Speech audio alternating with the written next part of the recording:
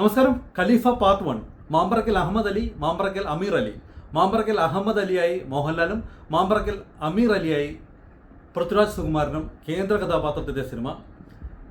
അഹമ്മദ് അലിയായി മോഹൻലാൽ ക്യാമിയോ വേഷത്തിലാണെന്ന് ഓൾറെഡി റിപ്പോർട്ടുകൾ വന്നിരുന്നു. കാരണം ഇതിൻ്റെ ഫസ്റ്റ് പാർട്ടാണിത്. സെക്കൻഡ് പാർട്ട് മോഹൻലാലിനെ കേന്ദ്ര കഥാപാത്രമാക്കി എടുക്കാൻ പോകുന്നു എന്നുള്ള ന്യൂസും വന്നിരുന്നു.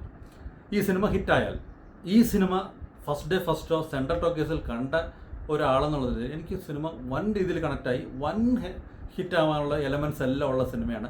സിനിമ തുടങ്ങി ഒരു 2-3 മിനിറ്റ് കഴിയുമ്പോൾ തന്നെ ജേക്സ് ബിജോയുടെ മ്യൂസിക് വരും. അതിലാണ് നമ്മൾ ഈ സിനിമ ത്രൂ ഔട്ട് പോകുന്നത്. ഒരു രക്ഷയില്ല. നല്ല തിയേറ്ററിലൊക്കെ ഇരുന്നത് കണ്ടാൽ ഈ ജേക്സിൻ്റെ മ്യൂസിക് കണ്ണടച്ച് കണ്ടിരുന്നാലും പൈസ മുതല ആ ലെവലിലാണ് സിനിമ എടുത്തു വെച്ചിരിക്കുന്നത്. ഓഫ് കോഴ്സ് കഥ എന്താണെന്നോ കഥാപാത്രം എന്താണെന്നോ ഒക്കെ അറിയുന്നതിന് മുന്നേ തന്നെ ജേക്സിൻ്റെ മ്യൂസിക് നമ്മൾ വേറൊരു ലോകത്തേക്ക് കൊണ്ടുപോകും. ആ രീതിയിലാണ് പോകുന്നത്. പിന്നെ വൈശാഖ് ഭയങ്കര അപ്ഡേറ്റഡ് ആയിട്ട് സൂപ്പറായിട്ട് ഇത് മേക്ക് ചെയ്തേക്കണം എനിക്ക് തോന്നി. നല്ലൊരു സ്ക്രിപ്റ്റാണ്. നല്ല രീതിയിൽ ഇമോഷണലി കണക്ട് ചെയ്യാൻ ഉള്ള എലമെൻസും എല്ലാ സംഭവങ്ങളും ഉള്ള രീതിയിലാണ് ജിനു വി അബ്രഹാം തിരക്കഥ എഴുതിയിരിക്കുന്നത്.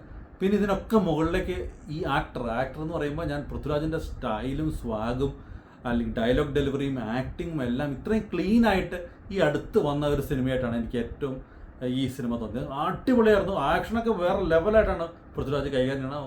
അങ്ങനെ വേറെ ലെവലായിട്ട് തന്നെ ആക്ട് ചെയ്തു. സാധാരണ പുള്ളി അഭിനയിക്കുമ്പോൾ ചില ഡ്രാമ പരിപാടികൾ അതൊക്കെ വളരെ മിനിമലായിട്ട് അവിടെ ഇവിടെയും സൂക്ഷിച്ച് നോക്കിയാലല്ലാതെ ബാക്കി എല്ലാം ക്ലീൻ പരിപാടിയാണ്. ഒരു രക്ഷയിലായിരുന്നു പൃഥ്വിരാജ്. സ്റ്റൈലിഷായിട്ട് വൈശാഖ് പ്രസൻറ്റ് ചെയ്തു.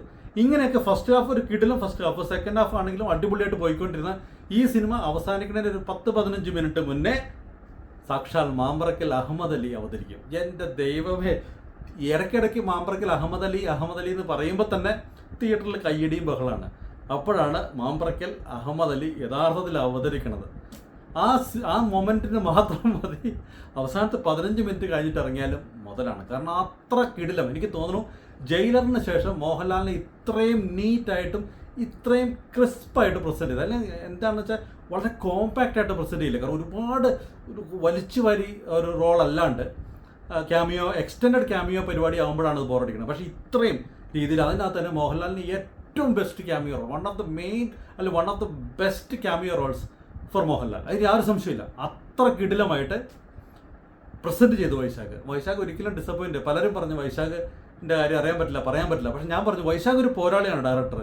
കാരണം അപ്ഡേറ്റഡ് ആയിട്ട് തിരിച്ചു വരാൻ പുലിമുരുകനൊക്കെ കണ്ട് നമ്മളെ തരിപ്പിച്ച ഡയറക്ടറാണ്. ആ തരിപ്പിക്കൽ അതുപോലെ തന്നെ മോഹൻലാലിനെ പ്രസൻറ്റ് ചെയ്തപ്പോഴും പിന്നെയുണ്ട് സസ്പെൻസ് ആയിട്ട് കുറേ സർപ്രൈസ് റോളുകളും. തിയേറ്ററിൽ തന്നെ കാണേണ്ട സിനിമയാണ്, മിസ്സാക്കാണ്ട് കാണേണ്ട സിനിമയാണ്. അപ്പോൾ കണ്ടിട്ട് വിശേഷങ്ങൾ അറിയിക്കും. മറ്റൊരു സിനിമയുടെ വിശേഷമായിട്ട് വേറെ ദിവസം വരാം.